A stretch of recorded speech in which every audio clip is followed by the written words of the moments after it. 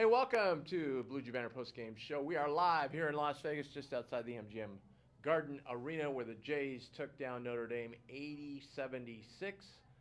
This is going to be kind of a shortened show for a couple of reasons. Number one, we won't have any player or coach today because they are immediately going to the airport, jumping on a plane, and getting out of town. They've been here a week, and they're ready to go home. And so are some of us. My fine producer, Meg, is here. She's going to join me to discuss the game. This is awesome. Right now? Right now. How are you? You know what? A Jays win always puts a smile on my face.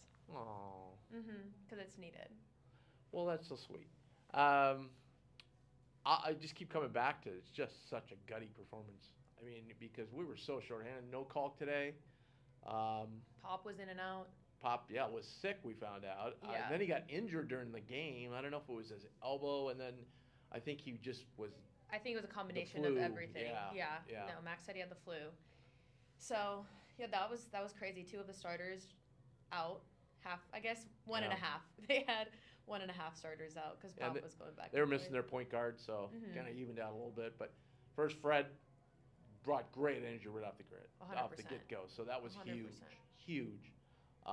Then Jemiah hit a shot, hit a three. Finally got one to go down. I'm like, okay, here we go. And then the floodgates open.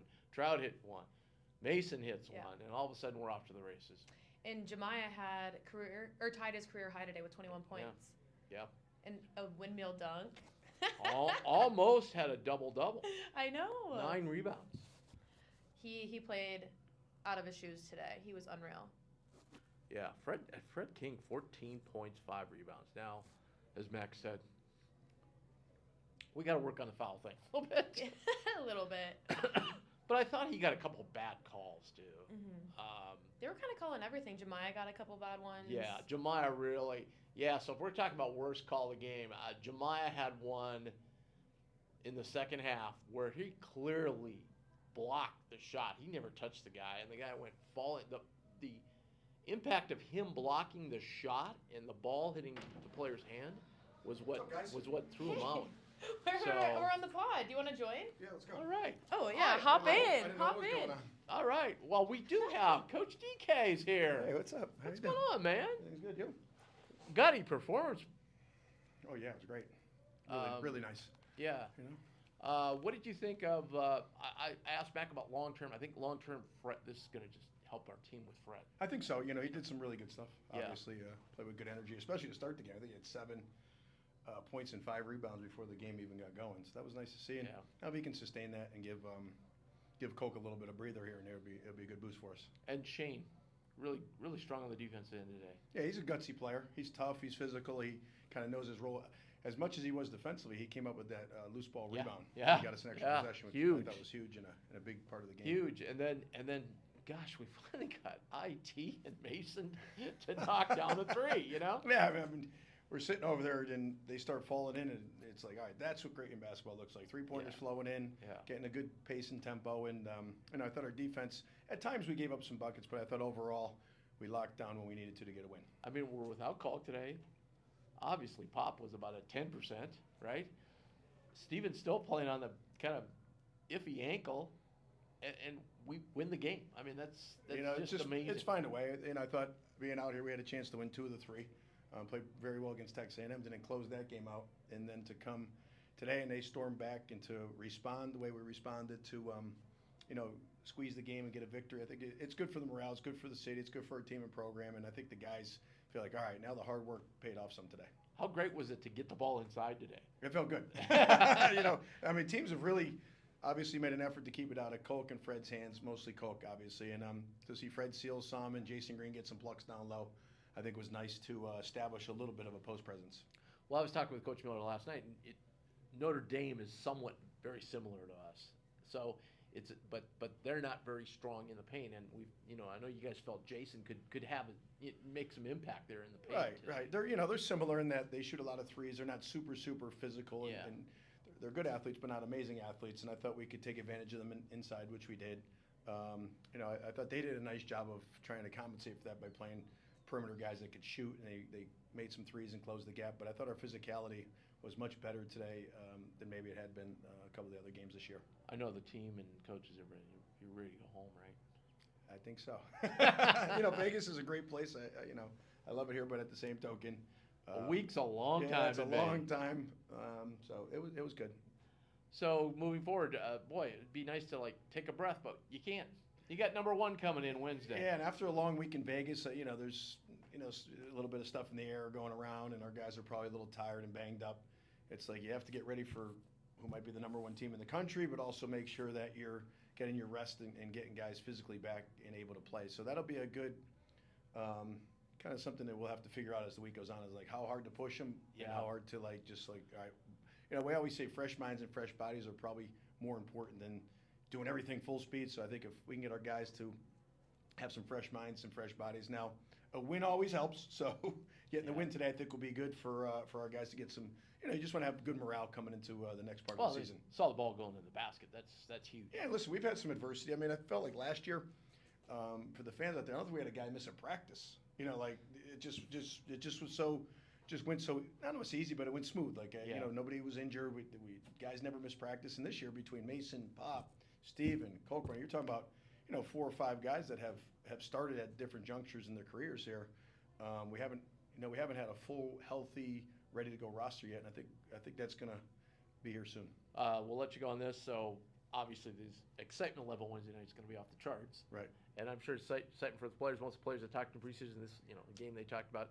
What have you seen from Kansas? I mean, I think they struggled a little bit last year. I think they came back with a vengeance, saying we're ready to reestablish ourselves as one of the national brands, obviously, and they play the way I always do. Coach Self's a really good coach.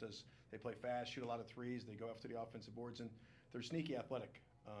So they are one of the best teams and programs in the country, and it'll be a great test for us at home on Wednesday. Do you like Kalk's matchup with Dickinson? I do. I mean, I like Kalk's matchup with everybody. Yeah. So.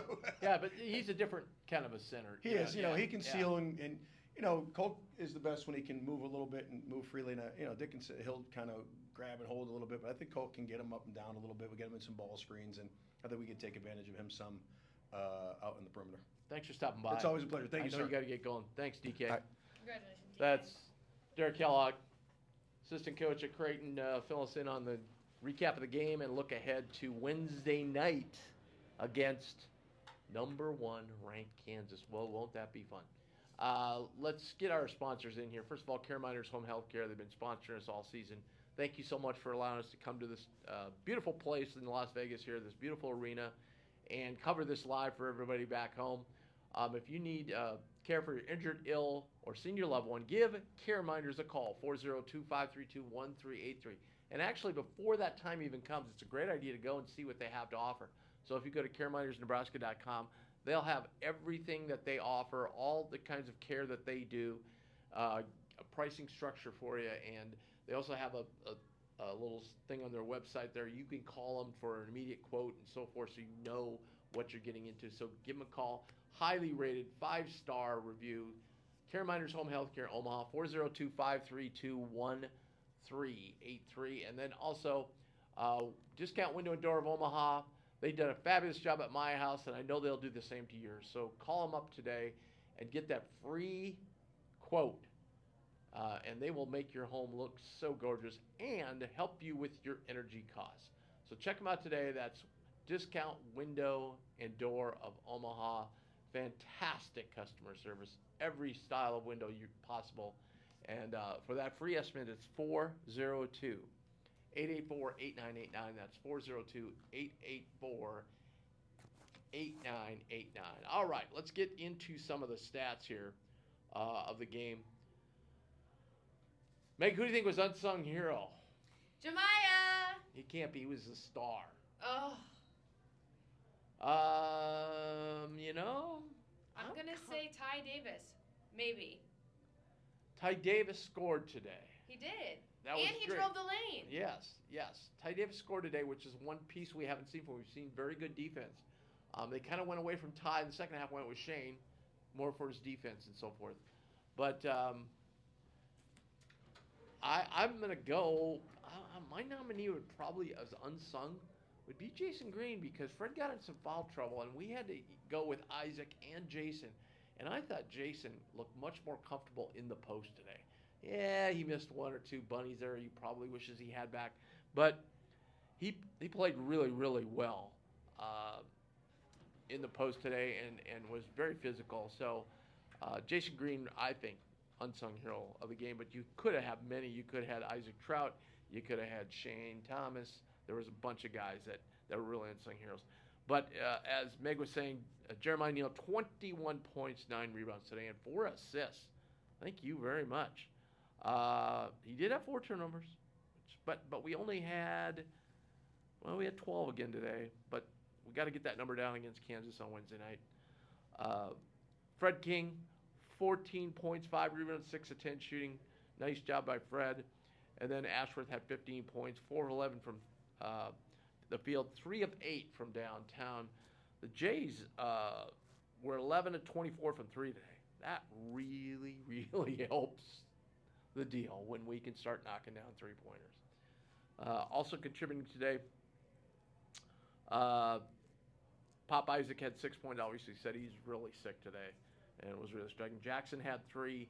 Jason Green with 4 points. Mason Miller knocked down a 3.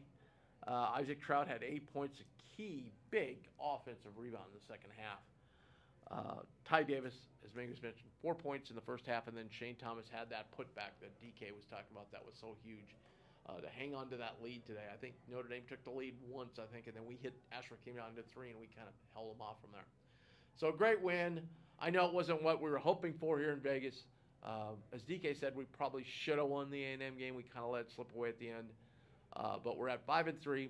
Look, people, I know people were getting drive the car off the cliff time, as it usually happens around this time of year.